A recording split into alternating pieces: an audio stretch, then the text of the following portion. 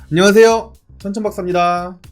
여러분, 국회어TV에서는 혼자서 설립부터 운영까지 고군분투하는 우리 구독자님을 위해서 설립 시작부터 설립 이후 운영까지 노하우를 계속해서 전달해 드리려고 노력해 왔습니다.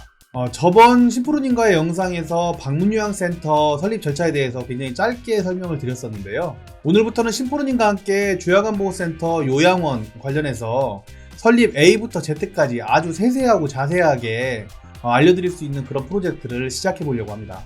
혼자서 설립하려는 모든 구독자님들, 대표님들을 위해서 아주 세세하게 진행을 할 것이고요. 모든 것을 알려드린다는 생각으로 영상을 만들 생각입니다. 적게는 몇 천만 원부터 몇 억까지 들어가는 컨설팅 비용을 지불하지 않고도 대표님 나 혼자만의 브랜드를 만들 수 있게끔 하는 것이 국회어TV의 궁극적인 목표입니다. 사회복지 통합솔루션 기업 1200 기관이 선택한 기업. 신뢰할 수 있는 기업 어렵고 복잡한 회계 업무 국회어 위탁 서비스와 함께하세요. 국회어. 자, 오늘은 주간보호센터 오픈에 대한 개요 아주 짧게 설명드리고 마무리하도록 하겠습니다. 일단 주간보호센터를 오픈하시려면 첫 번째 마음가짐이 중요합니다. 내가 주간보호센터를 왜 설립하려고 하는지, 그리고 실제 설립을 할 건지, 그냥 이게 공부를 위한 어떤 설립을 하는 공부를 위한 것인지, 진짜 설립을 하려고 하는 것인지, 이런 마음가짐을 가지셔야 되고요. 실제 내가 설립을 하겠다 마음가짐을 가져야지만 설립이 진행이 되는 것입니다. 보통 이 단계에서 1년, 2년, 3년이 가는 경우도 굉장히 많아서 하실 거면 바로 마음을 먹고 시작하셔야 됩니다. 그 이후에는 이제 부지 선정을 하게 되는데요. 저희 같은 경우에는 통상적으로 3군데 정도를 미리 알아보라고 합니다. 그래서 부지를 선정하고 그에 맞게끔 우리 주간보호센터를 몇 인 규모로 하고 싶은지 이런 부분들을 만들어 나가는 단계입니다. 그래서 우리 지역 내에서 할 건지 아니면 다른 지역에서 할 텐지 이런 부분들을 알맞은 지역들을 손품이나 발품을 팔아가면서 알아가는 단계입니다. 그 이후에 괜찮은 건물이 2-3군데 정도 나오면 계약 전에 노후자 변경이 가능한 건물인지 확인해서 진행을 합니다. 물론 직접 신축하시는 경우에도 신축을 해도 괜찮은지를 확인을 하고서 진행을 합니다. 그 이후에 가설계라고 하는 것이 들어가는데요. 가설계 굉장히 생소하실 수 있어요. 이 부분 굉장히 자세하게 다뤄야 되는 부분인데요.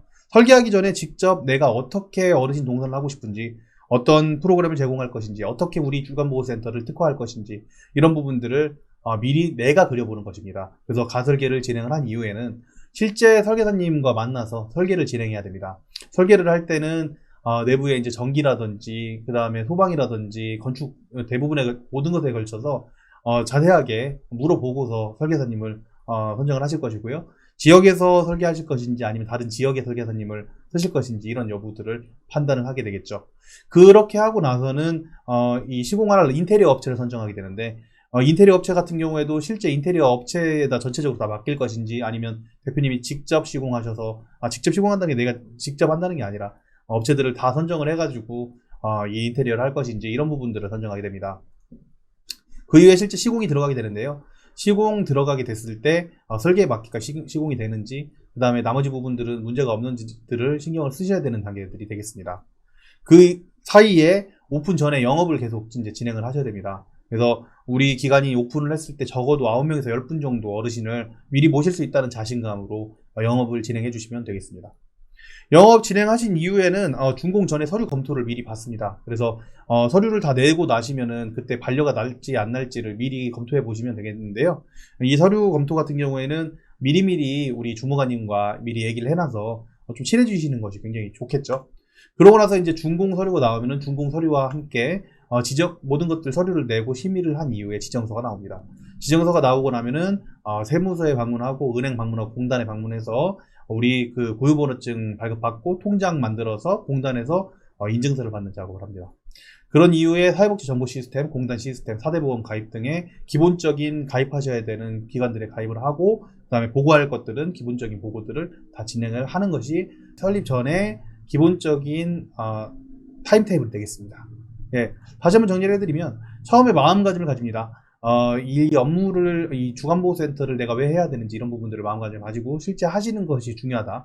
진행이 되실 것 같다라고 생각을 하면은 부지 선정을 하고, 그 다음에 계약 전에 노유자 확인해서 노유자 변경이 가능하면 가설계하고 설계해서 인테리어 업체 선정하고 시공하고, 그다음에 오픈 전에 영업을 하다가 준공 전에 서류 검토 받고 준공하고, 그 다음에 서류 제출해서 지정서 나오면 세무서 방문하고 은행 방문하고 공단 방문해서 모든 사이트들을 가입을 하시는 것이 기본적인 개요가 되겠습니다.